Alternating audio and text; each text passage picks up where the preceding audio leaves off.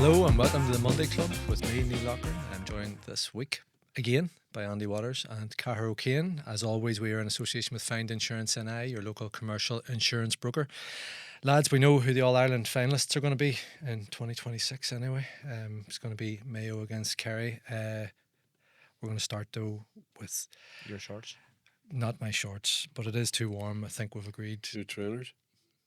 Your Just socks? anything else. The socks. I like the trainers too. Tell He you gave what. me awful abuse about going to Wimbledon last Timu, week. Timu numbers there. Give me numbers, Yeah. Oh, you couldn't afford an actual pair of on clouds. Or I couldn't. Not on anyway, our salary. Like. Not in a 5-week month. But no, Dublin, Kerry, Cahair, you were down in Croke Park yesterday. Great scenes, obviously. The hill alive with the Dublin support and so on, and you had a video report that you did afterwards discussing, I suppose that we'll get this out of the way, the controversial elements of yesterday's game and the 3 points the 3 moments that are kind of at the heel of the discussion. And I don't want us to come across like anti-Kerry in any way, because it does feel like a lot of weeks we're sitting here talking about stuff that when obviously there was a fallout after the Tyrone game, and there was a fallout after the Donegal game, back in Killarney, all those however many weeks or months ago that was. But yesterday, the couple of incidents. So first of all, we had the penalty award against Pat O'Coffey Byrne, the square ball, and the goal line technology debate that Ger Brennan brought up. You felt, first of all, that the penalty was the furore over that there maybe was not. I must say my gut instinct was similar. I don't know what you thought, Andy. Like looking at it, It was a penalty. On first view I thought it was a penalty, and like having watched it back, you could go either way, but I wouldn't. Wouldn't be. It's not a howler. He caught him in the chest, like It's not a howler. It's frontal, like it is, and it's. If it was outside the square, it was a free, wasn't it? I mean, so It's one of those where he gives it, he gets criticised for giving it. He doesn't give it, he gets criticised for not giving it. Yeah. Other people will see it the other way and say, "How is that not a penalty?" Yeah. So it's one of those where it's totally subjective. Like It looked different than he gave the it. Sam Callahan or the Sean Callahan one a few weeks ago, didn't it? Because of the height differential. Oh, it was that totally one, different you know what I tackle, mean? It was aye, totally different tackle, and aye. maybe Joe O'Connor maybe over-egged the pudding a wee He bit. did. He did. Like afterwards. he came off his feet and sort of flipped backwards and made enough out of it. But at the same time, like it was frontal. So Ger Brennan talked afterwards about his frustration was kind of that's how they teach the Dublin players, coach them how to tackle. You're the second man coming into the tackle. You keep your hands down by your side in the initial contact so that you're not giving away a cheap free. And sort of he felt that basically he had done as he was coached, done as he was told to do, and they got a penalty given against him for it's byproducts of probably just being a big, massive lump of a man. Like, and just slightly mistiming it as well. I remember Greg McCabe a couple of years ago, wasn't it? For Armagh, just mistimed one. There's maybe an And, art as well to yeah. making it look mistimed, isn't there? Or something, you know what I mean? Like to make it, and it can, you sort of get in the way then. And I just wonder, did he use like too much chest and shoulders and not enough arm? You know what I mean? If he brings the arms into it a wee tiny bit like that, maybe it looks better. I don't know, but it's totally split down the middle. Like I have no issue. You have no issue with the penalty being given. For it. The goal that wasn't the Ross McGarry. Andy, I don't know. Like, have you seen back the replays of it? It's been kind of analysed from as many angles as we have. There's nothing particularly conclusive that I've seen yet. Like, that would suggest it was definitely over. Gut instinct is maybe that it was not completely over. Well, you can watch various, just like what you're saying. I mean, with various different angles. It's very, very hard to sort of definitively say it was over the line, wasn't it? I mean, I don't know how you give that without the technology, as Ger Brennan was saying, like. And like, where are that's?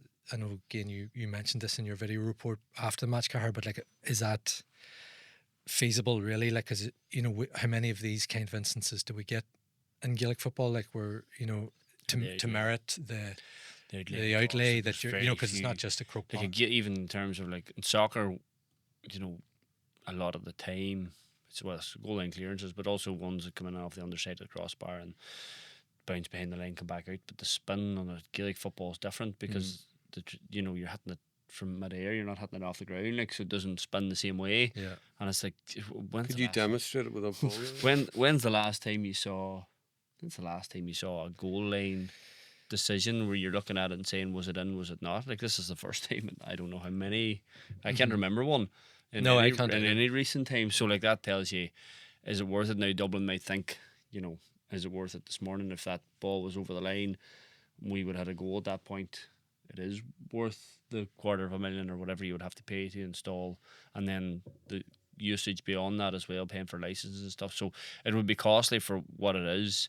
The umpires couldn't give the goal, and I pointed out, I just happened to notice looking back at it that, you know, on those situations, the umpires will have a system where one will come forward to the post to watch for that, and the other will stay behind the net to watch for points and anything worse than over. And just so happened the green flag was on the wrong side for Dublin, and the umpires completely blindsided by Mike Breen's body. Like, Mike Breen's sort of turned against him, and the ball, you know. And again, you're looking at the angles and. Yeah, I can remember another instance actually. Go on. Armagh against Monaghan. It was a league game at the athletic grounds. The penalty hit the crossbar, bounced in and out again. And it wasn't given. Okay. But the umpires were in totally the wrong place. They tend to stand behind the nets for those rather than on the post. Well, that's umpire. That's an issue there. Possession, and I was talking about that last night. We're just, you know, in Croke Park is probably different. Well, certainly a penalty is different as well. Like, but they should be. What else have they got to watch other than whether the ball crossed the line? But in Croke Park, it just feels like they're set up for watching all the time, particularly on the square ball, which we'll talk about. But watching for players and the angle and kicking for points, and they don't need to be, because Hawkeye does that for them. They don't need to be 100% on those shots because Hawkeye will do that. So they should be more, you know, more leaning towards and moving towards the square balls and the 45 and being closer and more in position to see any of that stuff and getting that right, because Hawkeye will get the other bit right for them anyway. Yeah. They can't get that wrong if they try. So it's just a wee bit of sort of, and look. But to give that goal, you're just going on gut instinct there. I mean, don't you? You can't give that goal. You can't give that goal what you see. It'd be a nightmare for. Yeah. Like, it's 1,000 times worse. And I say it won't feel like this for Dublin or Kerry this morning, but it's 1,000 times worse to give a goal that didn't exist than to not give a goal that might have existed, if you know what I mean. I don't know. You can't give a goal that wasn't scored. Do you know what I mean? Like, you can't. I know, but you can't also rule out a goal that was scored. scored. When you're not sure, I know what you mean. You have to lean on the side of it wasn't scored. I can't give a goal in case it wasn't a goal. If there's any doubt. The benefit of the doubt goes to the defending team. It has to. Like, you can't say. It's just like, it's that thing of, you know, I can forgive referees given. We're going to hang you out to dry. Bad decisions. Clip this up. I can forgive referees bad decisions on things that they might miss. Yeah. But I can't forgive referees given things that didn't happen, given decisions on things that they thought happened. And that's, you know, that's just where. So I don't think they could give the goal at all yesterday. And even if what I said, if the umpires had been flipped, maybe in the view that the other umpire would have had, he's right beside that post. He's right beside that ball. He maybe does give that goal, and he may be right. Maybe it was in, and he would have had the best view in the whole house, a better view than any of us have had in terms of replays, in terms of angles. We don't have a straight on view, and there's people sending me photos of, oh, what about this from behind, and what about this, and it looks in at one photo, it doesn't look in another because the angles change. And how many times have you seen that? Like, again, you mentioned in soccer, like, you know, there's ones we see in soccer where it looks immediately across the line, and you'll see, and the goal line technology will show it's literally like and do you remember, half an inch. Was it some of the, I was talking about this to somebody last night, one of the punditry teams, whether BBC or ITV, in one of the, not this World Cup, but one of the recent big tournaments, where they had that debate, and they set a ball kind of on the line and set the camera facing it, and the ball looked right. So you're looking at it from this angle, that ball's clearly over the line, and then they brought the camera up over the top of the ball, and it turns out there's an edge of the ball on the line. So just the different angles can change the perspective of it, like, and so you can't. It's a debate that will be with us forever. Andy's fed up until such times as if technology does, you know. Look, the goal line technology in soccer is brilliant. It's just whether we need it. Yeah. whether we can justify the cost of it again. See, and if you justify it, it's just be for Croke Park then, or maybe It'd have to be, Sample Stadium for you hurling. definitely couldn't justify. Well, again, hurling's even less Never likely to need it.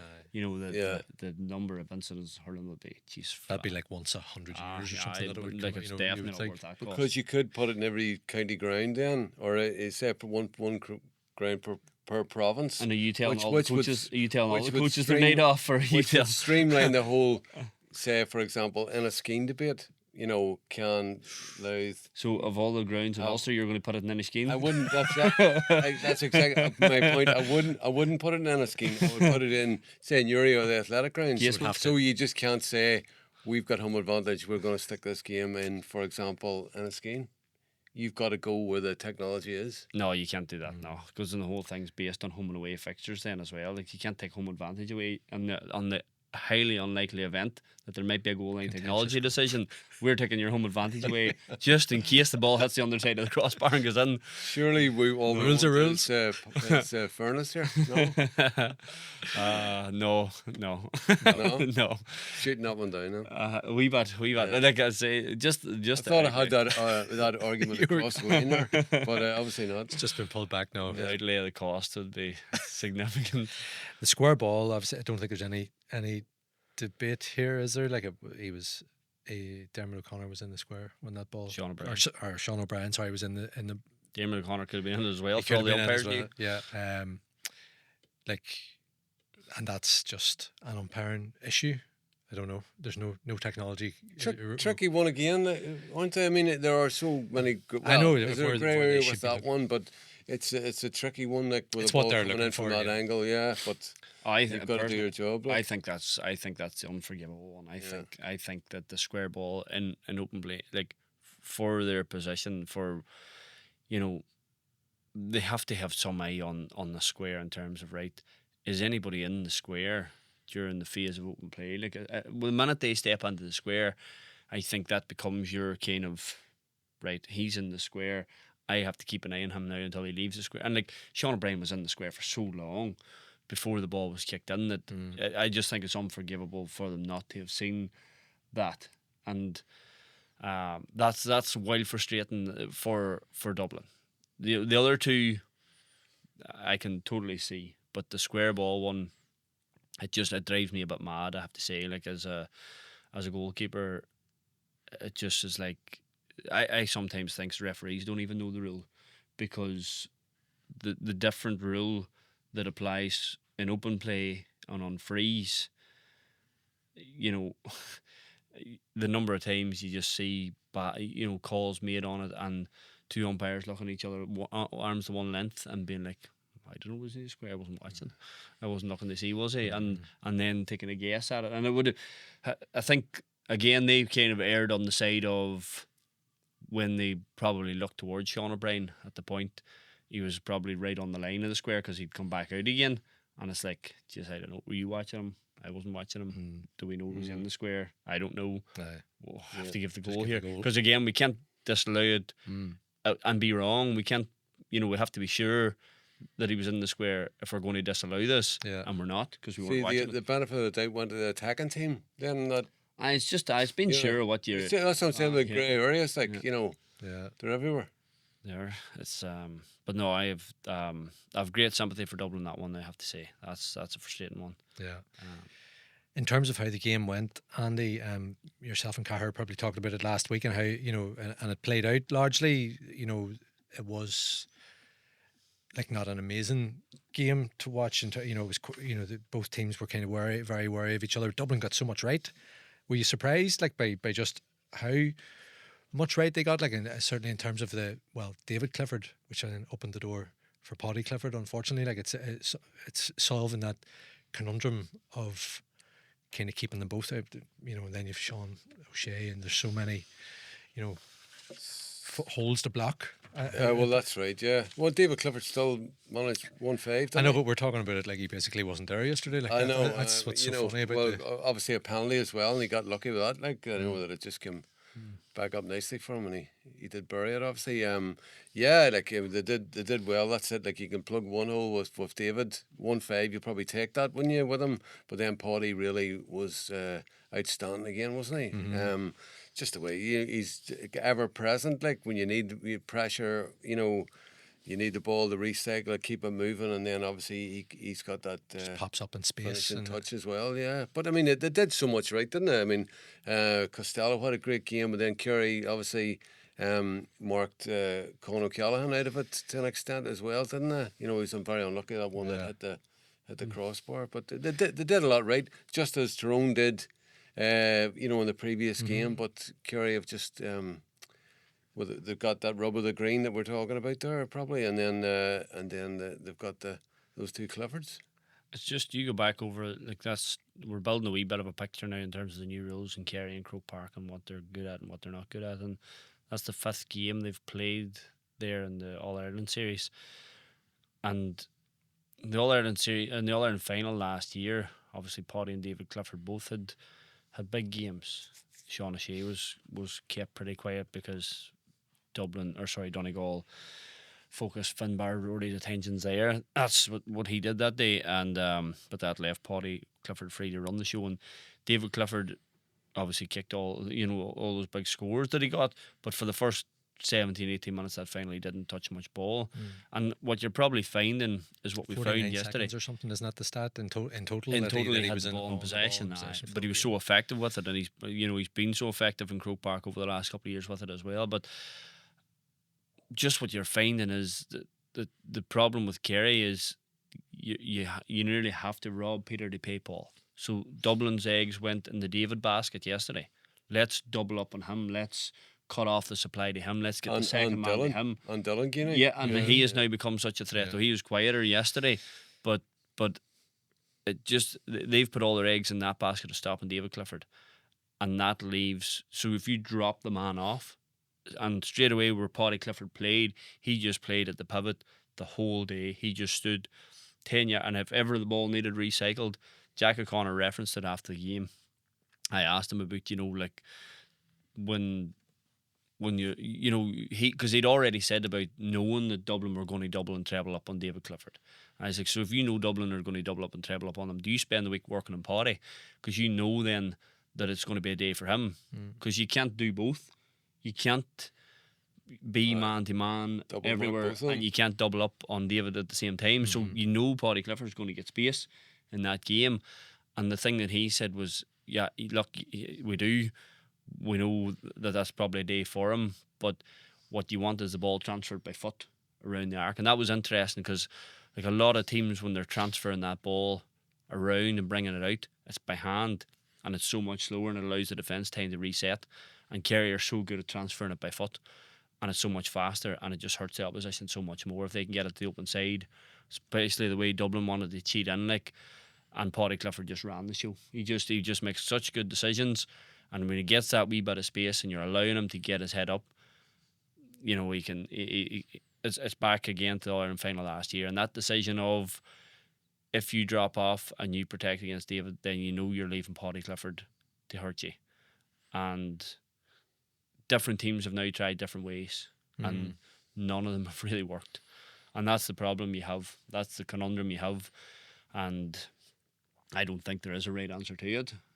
You have to look at it and say that now. Like you're basically hoping for some of them to have an off day, and to do that you can limit them enough, and then that they have a wee bit of an off day within themselves too.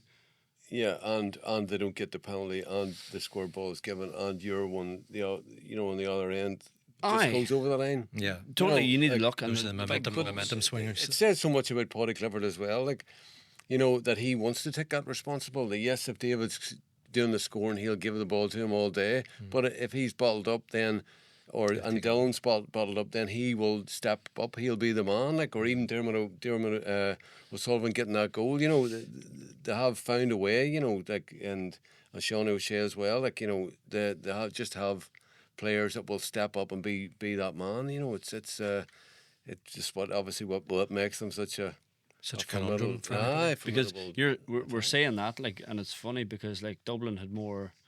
attacks, more shots, and more scores than Kerry did yesterday. But just the inability, or not the inability, that's the wrong word, because I'm putting criticism on Dublin there, where like Kerry are so good at protecting their goal. And you notice again now 5 games down in Croke Park, but it's when they're defending the hill that they really collapse, because they know now they've obviously learned to win there, and the threat of the 2-pointer goes down, so the threat of the goal goes up, and it's like they are so compact and so tight in front of their own goal that there was times Dublin were trying to weave the ball through and just getting turned over, because Kerry are basically putting 9 and 10 bodies in. I looked at them one time, and you literally could have thrown a blanket over 9 Kerry players I think it was Cormac Costello took a shot, and there was a 15 square yard box where there were about 9 Kerry players standing and right in the middle of the goal, because it's just like we are not conceding a goal. That's 5 halves they've defended the hill in Croke Park, and they haven't conceded a goal in the 5. They've only conceded 1 at the Cusack end, and that was off a short kick out that was intercepted in Armagh in the quarter final last year. So like there's 10 halves of football and 1 goal in the new rules, and they don't get enough credit for that. Like they're so good at protecting the goal, and then when it comes to playing the Cusack, they defend, they push out that bit more. They're better around the arc than they're given credit for. They've only conceded 7 2-pointers from play in 5 halves defending the Cusack, and 3 of them were thrown a fortnight ago. So, and like one of them was Rory Canavan just flinging a leg at it in the 69th minute last year when the game was over. He was dropping a ball in it, went over the bar. So like they're very good at that too. So there's times they'll drop off, and it's been sort of highlighted in recent weeks as a potential flaw. That they are quite compact and they can set off a wee bit to protect the goal, and they can give you spaces around the arc. But I think it's nearly an illusion. I think they give you spaces where they want you to have spaces. They know the pockets and they know the areas to give you the spaces in, and they don't give you many spaces where you want them. And so, like, for me, somebody has to find ways to score goals against them and to beat them. And when they're so compact, that's easier said than done. Like Dublin had chances yesterday. They were unlucky. But at the same time, as much as we're talking about the goal line element of it, like that the Con one was the Shane Murphy save, Shane Murphy rushing out to make the save in the first one, and then the instinct of Paul Murphy and Mike Breen both to get straight back onto the line for the fall.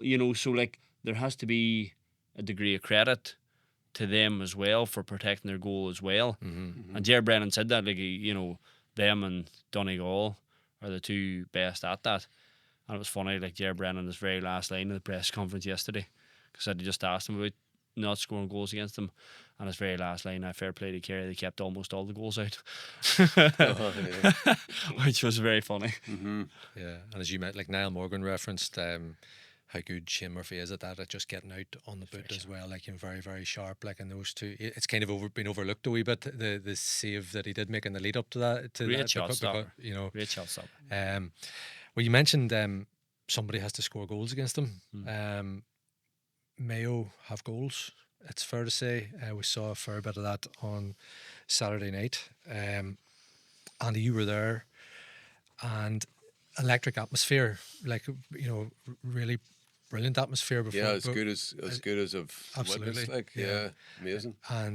But there was a sense from, I don't know, like first half was even enough, but there was a bit of a sense even after Ryan O'Donoghue's goal went in, maybe that just Louth are too open here, and Mayo, like we asked last week what Louth could do to stop Mayo, but some of their attacking play was electric. Like even that first goal I mentioned, like, and I haven't seen it back, so I don't know if this is exactly what happened. But like, Kobe, did he just leave that ball? Oh no, he did he flick it? Okay, but it was just just a pure bit of instinctive brilliance. You know what I mean? That you just go friggin' hell. Like, yeah, but I don't think from a Louth point of view you're saying it as instinctive brilliance. Right? I mean, they gave the ball away very cheaply. Oh yeah. Obviously, it was a terrific ball from, was it Paul Towe? He had it in. The wee flick, yes. The shot from Ryan O'Donoghue was probably savable, was it? Although, you know, Niall McDonald made some terrific saves, like. Yeah. So from that point of view, it was preventable. Same as as their second goal. The third goal was a turnover as well. So yes, there are goals in them, and there are a lot of scores in them. They're coming down with scores, like Kobe, as everybody's raving about him, and he is magic, isn't he? He has some bit of magic dust. Dara Byrne, he would be getting all the plaudits, like If it weren't for if Kobe. it weren't for Kobe. I mean, he, like, you know, when we say the second goal was preventable, it was all down to his ambition and hunger, you know, for scores. The shot was blocked. Yeah. He followed it in. Like, he was outside the square. The next thing he was, who was it? Give it to him. Flynn, was it? Jordan Flynn. And he was right on his shoulder and just hammered into the net, you know. So brilliant. Like, that front three is definitely giving them a serious threat in the Shot in the final. arm Like. all year, The timing of that run from Byrne and the angle that he took on it, where he saw the space outside and Yeah. and then the finish, he didn't have much time. Well, You know, it's to, just to get the ball dropped to his foot and It's the past comfort, the yeah. keeper. Like, it was a brilliant goal. It always, really but was. you could tell any young forward, let's just watch this. This is you know what you know, your first shot didn't come up. You just don't stand back and watch how things unfold. You get right in there again to do that. So terrific. And then obviously Ryan O'Donoghue is just absolutely On fire. on fire. Huge appetite for scores. He insisted on taking the free right at the end, like, and That was hit class. a 2-pointer, you know, and so, you know, if they can bring that, and this is always a big if, isn't it? Like, you know, Mayo traditionally have been very good, or, you know, at semi-finals. You know, if they can bring that to the final, That's the you big. won't rule them out, like. That's the big if. Like, and I mean, Cahair, we've spoken about Mayo at different points throughout this year, and you know, but I'm wondering, you know, and we've probably talked. You can be guilty of talking about Mayo as if they're like the new kids on the block because of the Kobe factor and Dara Burns. But maybe on a night like Saturday, this is where their experience of being here more often, like a lot of those guys, and even, you know, Andy Moran's experience of being on days like this, you know, maybe started to pay off, because Louth, I don't know, like what do you think went wrong for Louth on Saturday night? It probably went wrong right from the start. Like, even by the time the Craig Lennon injury was massive in the game, it felt like, and it's funny that it happened in a moment where he'd actually done so well, because Mayo were just squeezed up so high. Their press was so high, and Lennon had broken the press and then twisted and hurt the knee, and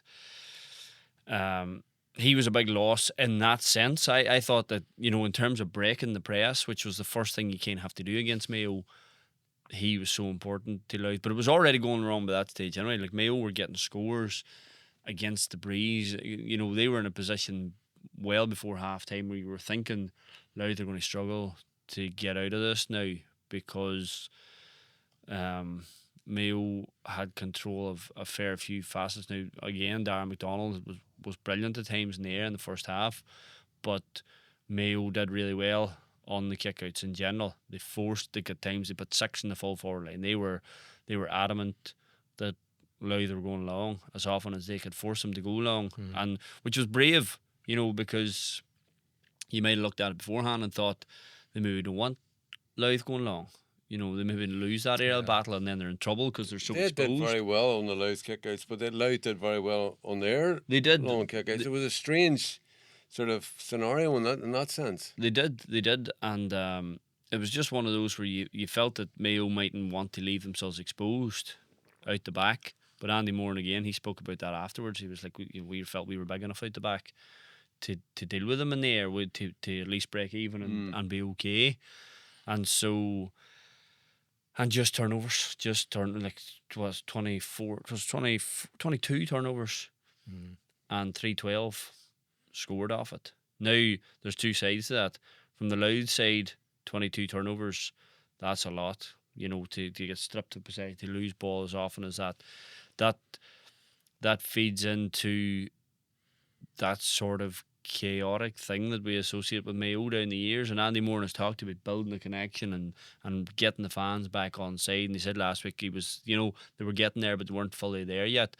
But I feel like the way that they went after the game on Saturday is what will really invigorate them. Because it'll be one thing to go with the kind of safe approach that they've taken to Croke Park at times in recent years and maybe sneak out by a point or, and not kicking the ball. And they might still win the game, but it feels like there's an energy about them and an electricity about them that is more associated with what we associate Mayo with. Yeah. And that sort of, again, like there's no other team in Ireland is high pressing the way Mayo high press, and it is high risk stuff, and it's probably a worry for the final. But equally, if it goes well, it can bring the kind of chaos to the final that could get them over the line. So that's a really fine balancing act that they have in 2 weeks' time. But as it went on Saturday, it worked to perfection. They turned out over at will, and they were so ruthless when they did it. Then they were so efficient, and they were so willing to use the boot. And that's something Gavin Devlin referenced, wasn't it, Andy, afterwards, like about just how quickly they moved the ball, like that Louth just couldn't get to grips with them at all. Well, that's it. I mean, like if you've got that front three, it makes sense to me that you want to get that ball in as quickly as possible and use that space. That when you're saying about Shane Lennon, he had to do a Houdini act like to get out of that press. But I felt that when he did go down, Mayo still seemed fairly well set up anyway, even though he broke it. But then he had to work so hard to get through it. I don't know. Well, it's gonna be interesting to see how that does play out against Kerry. It can definitely cause Kerry problems. And there was a couple of times yesterday. It'll be really interesting to see now. There was a couple of times yesterday it definitely felt like Dublin were leaning their press to set Dylan Casey up.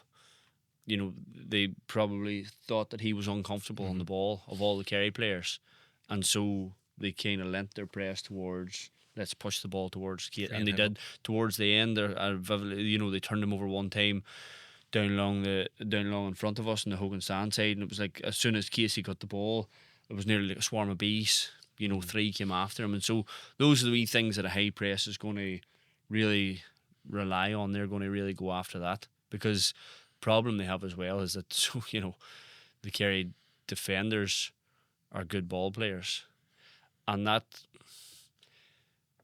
does Thomas Sullivan come back into the team for that reason. Jack O'Connor said, he was asked about could Thomas Sullivan have done a job, and he kind of was like, well, I can only play 5 subs. And it was up to say, why you even asked me that. He could have. He was in narky form, a wee bit. Yesterday, looks from what I saw anyway. Tiny very hot, very hot just here. He's mastered that stare. Like, I love it whenever somebody asks a question he doesn't like and he sort of answers it and then looks away as if to say, anybody else got another question who's not that guy who just asked me the question? I've been on the receiving end of that as well at some stage. Have you?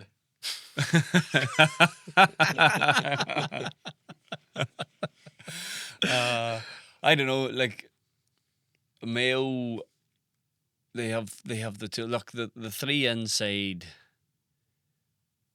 Foley on O'Donoghue. Like Foley, we're talking about Conor Callahan yesterday. Like, it was very clear that for all as good as he's been this summer, Conor Callahan didn't feel that he had it in him. He was, yesterday was the first time you saw the build up of the stress on his body over the last few years manifest itself in that really big occasion where he just didn't feel he could take Jason Foley on in a foot race. There was times, it was what we're talking about, the foot pass and the transition there. Like, Jesus, there was times Dublin were coming out and Conor Callahan was 1-on-1 and he had loads and loads of space in good positions and he wasn't making the run. He was not looking for the kick pass. He didn't want the foot race with Foley, and when he got the ball, he didn't want to take Foley on. And so he was looking to hang around the arc and get shots away, basically. So, like, that was really instructive. Now, O'Donoghue will take him on. And it'll just be interesting to see. I'm only thinking out loud, but is that even the matchup? is that even what Kerry do? Because it's the obvious thing in some ways. Who else would you put on him? But you could go, well, he's the key to it, O'Donoghue, isn't he? I mean, he is the key to. But he sometimes he comes so deep, and Foley doesn't particularly love that. Like Foley likes to defend, inside the arc. He doesn't like to defend too far out beyond that. He doesn't tend to chase too far beyond that. And O'Donoghue can come very deep, and look, it might be an O'Begley job. Something O'Begley could come into the team. You mean O'Begley? O'Begley. Big Brian O'Begley. Good man. So I don't know. Look, there's a lot about Mayo. There's a lot about Mayo that excites you about the final. They and I think that, talk about the connection to the team and connection to the people. I think that whether they win or lose the final, I think they'd be betraying themselves to go away from what has taken them to the final. The heavy metal football. I don't think they will. I don't think they will either. But I think that there's always, and even though, the baggage doesn't belong to this group, there are the finals from the noughties. There is 04 and 06. And it's there in the sense of, Jesus, getting hockeyed by Kerry in a final. It's different getting beat, but getting hockeyed in a final. And is it somewhere in the back of their minds, God, if we play like that and it goes wrong? But would a lot of this team even? Because if that goes wrong, Kobe McDonald's dad will. I know.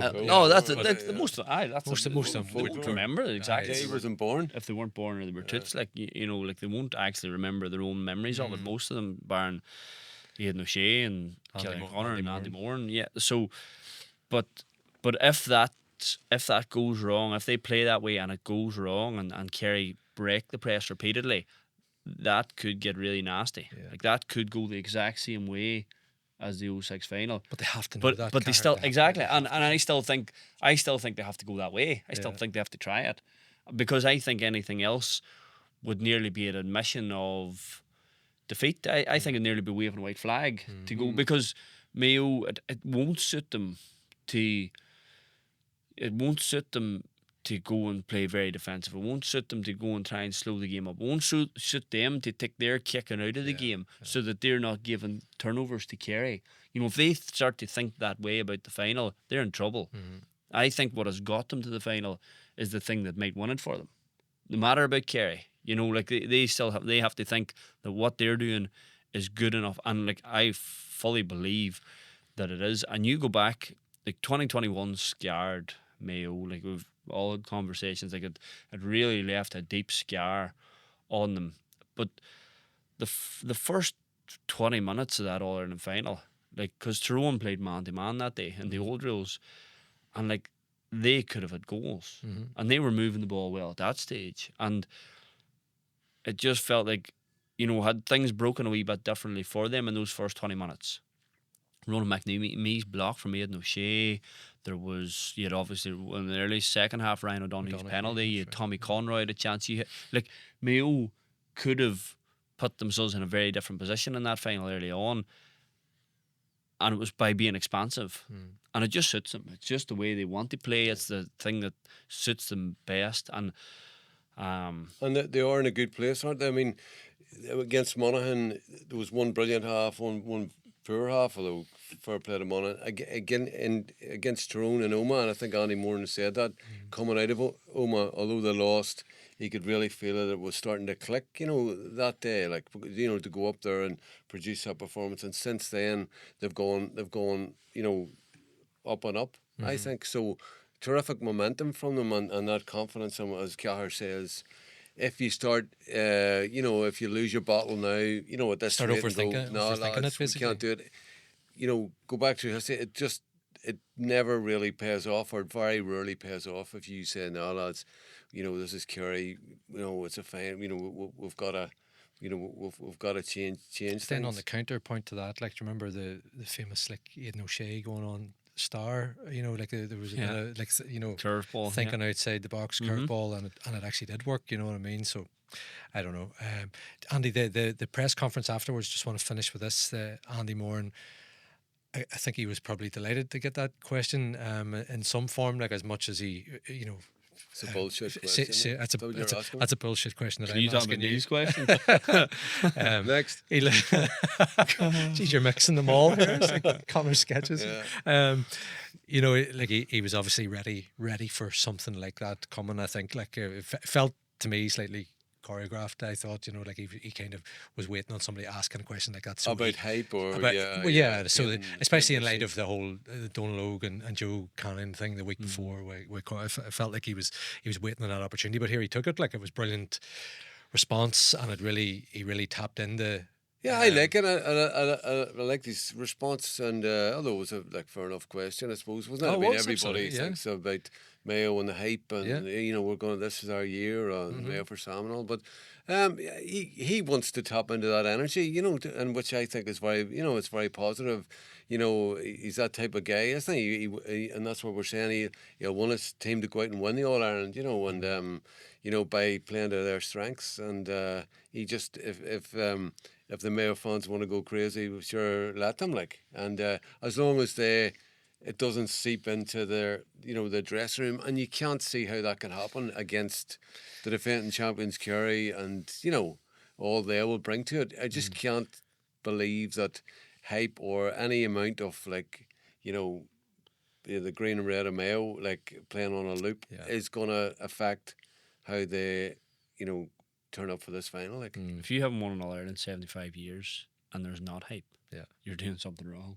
Like, and especially the last few years when there actually hasn't been, you know what exactly, I mean? Like after 21 it did die off. I think you're totally right. I think you're absolutely right in that Andy Moore wanted that question, and it was nearly like it didn't matter. Like I think John Fogarty asked it, but it wasn't matter John, or it wasn't matter the question no what really was. Framed, it was just that question, or it was going to come in some shape or form, and he wanted to make the point when the question came that he wanted the hype, that they embraced the hype, that because that was what had been missing. You know, the crowds had dropped off, people had stopped, you know, and the hype train had left the station. Like it was and like football missed it.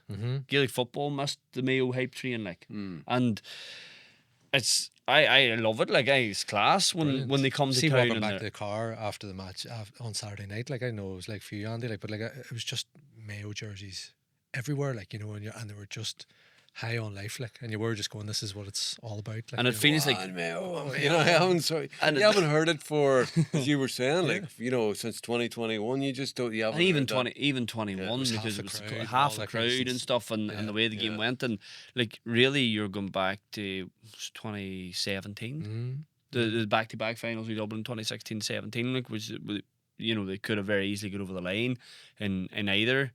I went to a pub in Mayo and where was it? That was 21, was it? Gibbons's, no, 2017 for the Dublin. They were winning at half time. Was that a semi final maybe? And anyway, like the whole place, the joint was jumping half time. There was a second day of a wedding in. Every time Mayo scored, the guy was ringing the bell. After half, you know, the second half, everything just went, the hype died down the plug. And the place was half empty before the final whistle. But it's sport at its most kind of, you know, its most base level, isn't it? Like, but it would be some, you know, it's nearly like it has come from nowhere, and all of the excitement is like, it's nearly like it's brand new again. Yeah.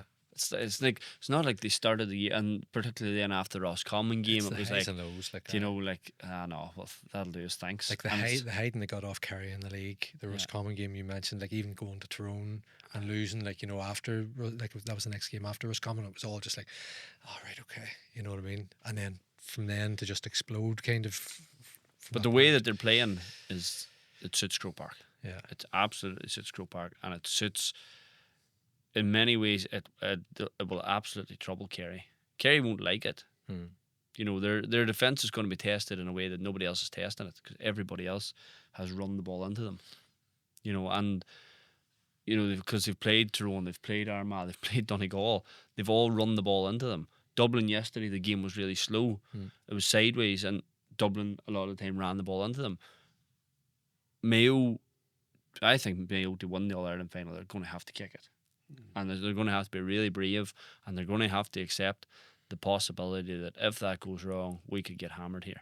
Yeah, it's going to have to go right for them, isn't it? And look, I think it could go right for them. Yeah. I think they have the absolute capacity to do it and do it really well, and they really, really hurt Kerry by doing it.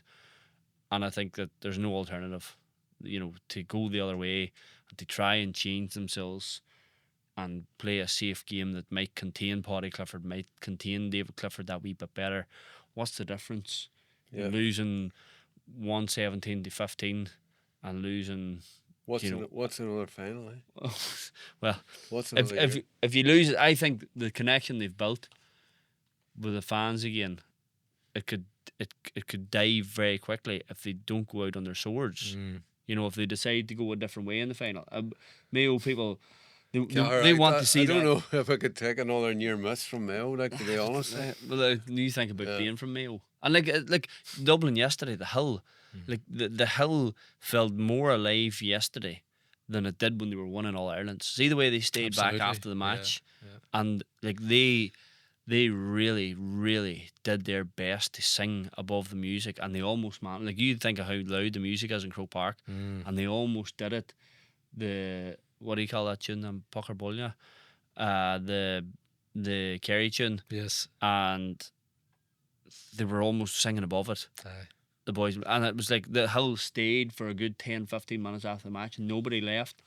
And it was a real life about Dublin that hasn't been there. It wasn't even there when they were winning All-Ireland at times. It was nearly like the procession element.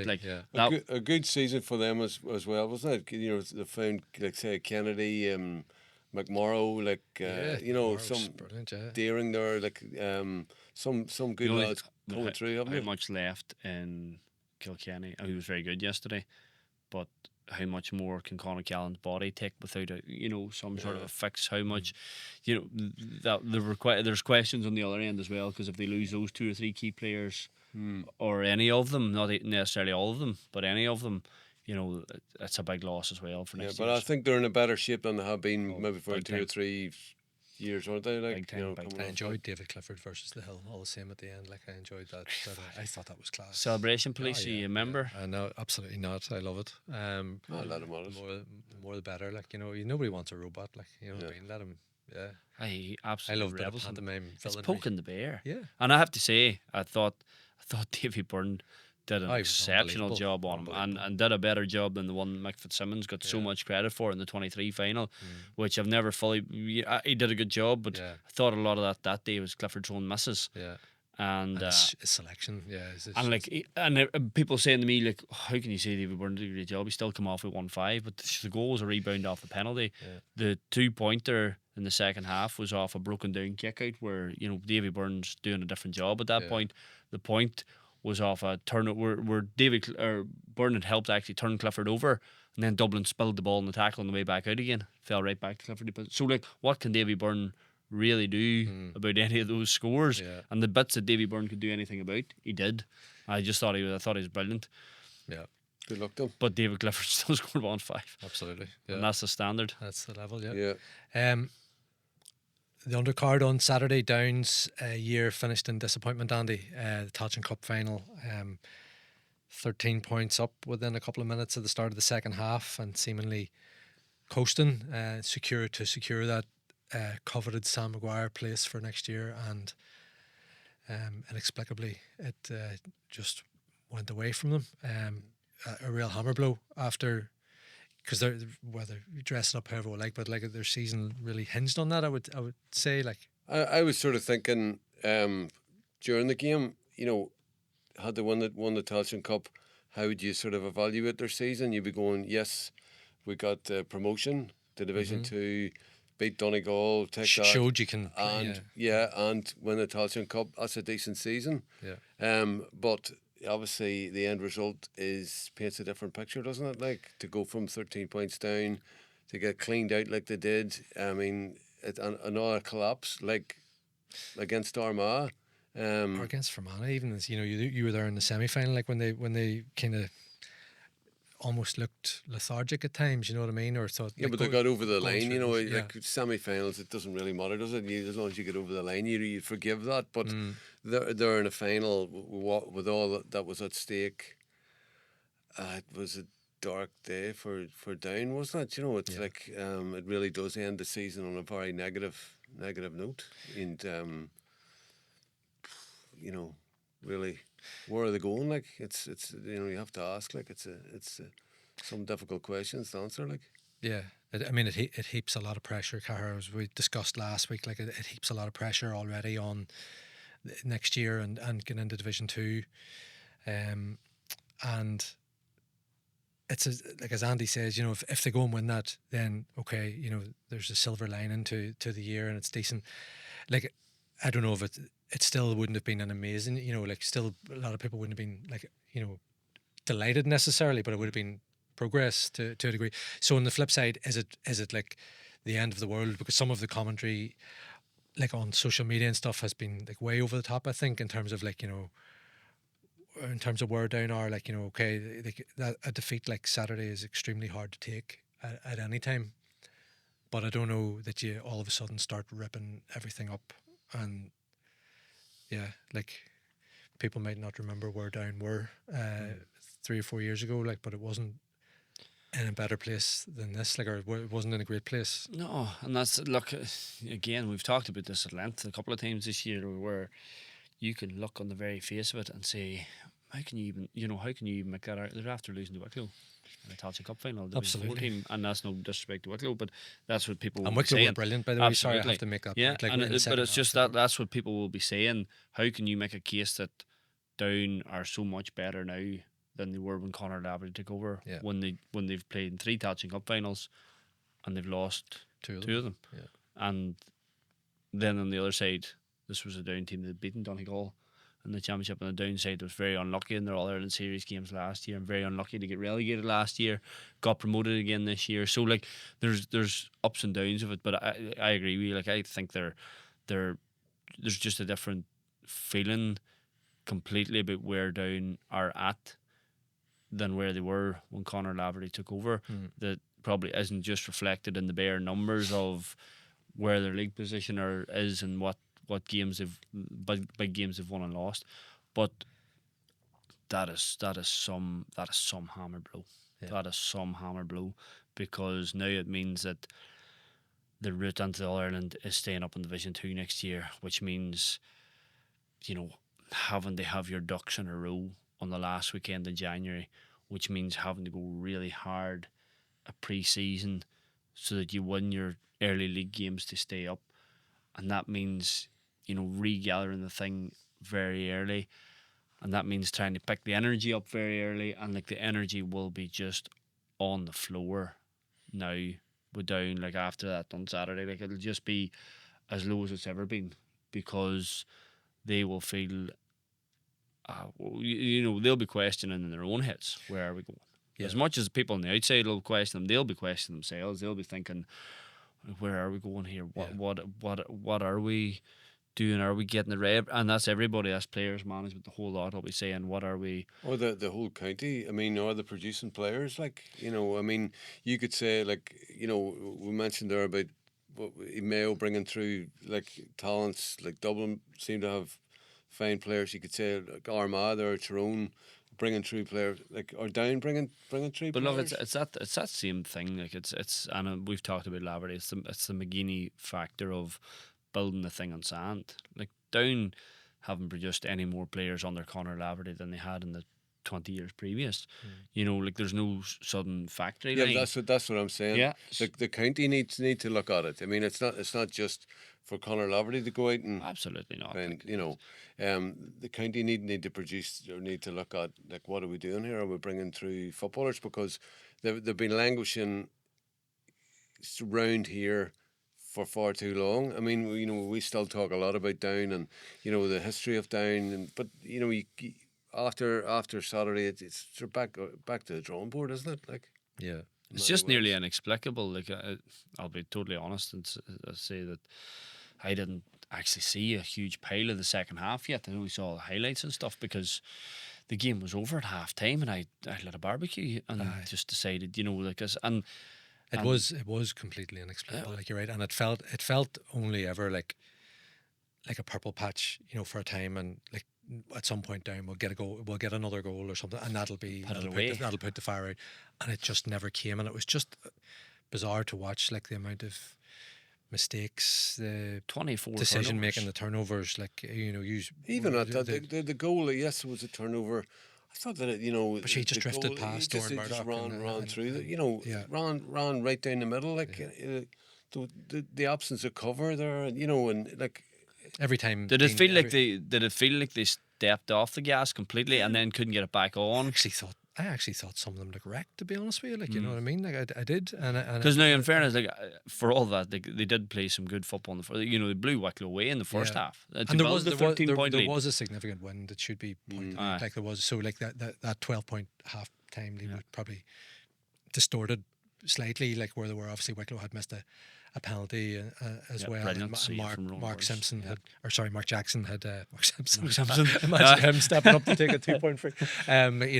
He'd not had a great time in front of the post in the first half, but I don't know, the energy. Maybe there was that bit of complacency. Cahair, I got the feeling that maybe they felt like they just needed to, keep the scoreboard ticking over with a couple of scores here and there, and that would be enough. That probably would have been enough. Probably if Keelan Mooney had took his goal, or But again, and a couple come back off the upright. And okay, so it was a combination of everything. Like on a good day, you get out of jail with that. You know what I mean? A couple of those go over, or that ball goes in the net, and you kind of live to fight another day. But we spoke last week about the Wexford game, the Division 3 final, and the fear of that. And there was like similarities in terms of just how overrun down were in the second half, and architects of their own. It's such a potion though for Wicklow. Oh, like unreal. It's like and Oisín McConville was asked about it last week, and talk about 3 tiers, and he said at the start he might have been in favour of 3 tiers, and he sort of come round a bit, and he didn't really answer it either way, in the sense of like didn't really stick his pin to the collar, but there being 2 tiers, there being a second tier, and what it means to Wicklow to beat it down, to beat a team that had beaten Donegal, like that is the whole essence and the importance of the Tailteann Cup. Because if Wicklow had beaten a Waterford or beaten a Leitrim or beaten somebody in that final, that's a different thing, because they feel like that's the same level as us. That doesn't mean all that. Doesn't mean all that much. It means a wee bit surely, but it doesn't mean all that much. Whereas beating down and doing it the way that they've done it, and over repeated games, coming back against Antrim, coming back against Offaly, coming back against Down, I think they were behind at half time in every one of their Tailteann Cup games, and to keep plugging, and it's such a class thing for them. A county that's never won a Leinster Championship, that has so few days in its history where it can call upon like that. You just have to think how brilliant it is to have a competition like that. And the competition actually meaning so much to them. And I was writing last week about Oisín McConville's record in finals, and I think the last line was like, no matter what comes on Saturday, he'll have seen it before. And I think it was wrong, because I think he wouldn't have expected. I don't think anybody, I don't think he'd have seen, Cross McGlenn, like, absolutely weren't 13 points behind. There weren't many where he's 13 points behind, like, and in the position. And funny, I asked him about changing rooms at half time, and like, what, like, does there be much roaring and shouting there? Is it all very information led? And he was like, well, I still like a bit of roaring and shouting. He said that, and I can imagine he went for a bit of roaring and shouting. He says he didn't actually. No, Did he not? No, he said it was quite calm, and he just kind of reiterated the old thing about either going into your shell or coming out of it, and really grabbing this. What had to lose going out to the second half. You know what I mean? Like, and then so their momentum went one way, and Downs was just in quicksand. Like, that was it. It's class for them to be in the All-Ireland series next year. And look, they'll probably look a lot at Down and Westmeath over the years that they were in the All-Ireland, and how they competed and how they were so competitive and how that can be done.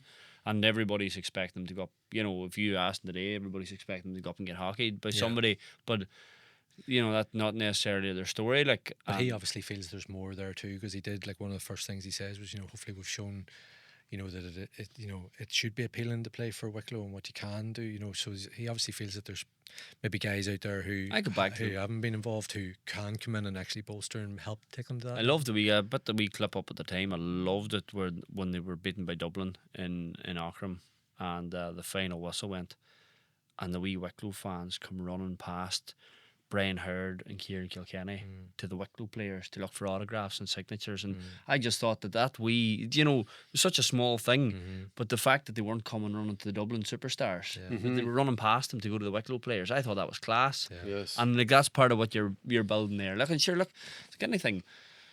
Nobody has done it until somebody does it, that is the big phrase. He used it at the weekend, Gavin Devlin. Why not us? Why not us? Like, why not this group? What is stopping us? We have 2 arms and 2 legs the same as them, and like, I think for years underdogs were paid far too much respect to teams above them in Gaelic football, where it was, and again the rules have changed. Absolutely, the rules have facilitated the change in mindset where it's like, why can we not have a real cup? Why can we not score 25 points and beat them? There's nothing to stop us doing this if we work hard enough at it, and I think we're seeing that. And again, it was as sickening as it was for Down. For any neutral, it's an unbelievable story for football and for Wicklow. It's just class for them. And I was sick that it was barbecue and sausages. That's good, man. That's the question now. Down will have to ask, why not us? Like, why? What are we doing wrong here? Why not Down? But it was Down against Donegal. And Down. Time ago now. But Down have had days under Conor. Down have had days in the last 3 or 4 years. But I think that Armagh loss was But it was tough to when you're not at that level, and that'll be tough for any team who is not repeated at that level to do that 6 days or 7 days later again.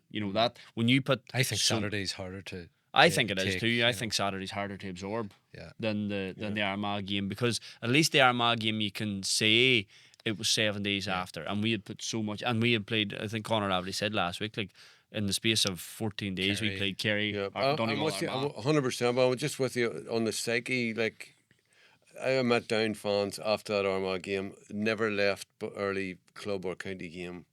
Left early for that game. I just think it would just completely sap so much morale and expectation and the good times, like out of the county. I think it's it's. It did. There's no doubt. It hit them like he said himself. It was the worst. Hard to rebuild. A lot of rebuilding from there. Because he referenced the fact that, like, in previous years when they played Armagh, like, there wasn't much red and black, about the place, and that when they rolled into Clonus that day, there was, and that's what really hurt. That there was an expectation. And a feeling of we're going somewhere here. So what I'm saying, you can't explain it away, and 100% I get it, but it's just. It's just a couple of big hits there for Down this year. It's just what comes next for them now. It's like, I feel the same about the Down job as I do about the Armagh job, in the sense of, like, and I know people will disagree and they will look at the result and they will say, but I think that's Conor Laverty's job for as long as he wants it to be. Certainly in the way that things are going, and I know you can look at the results and say that, but I think it's his decision as to whether he wants to stay and go on. And but I think that'll hit him.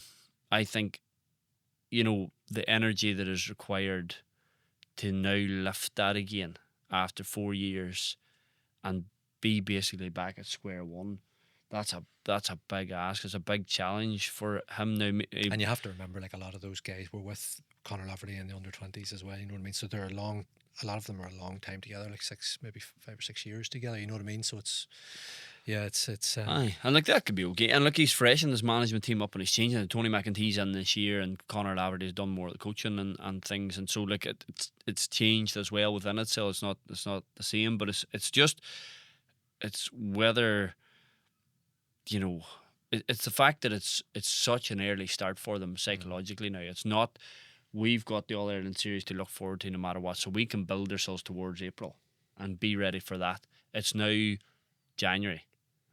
And that means that's now October, and that means, that's, you're not taking long off mentally before you're back really and I just wonder, have they got that in them as a group?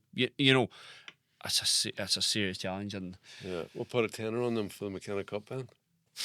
That's a good shout. yeah. Good shout.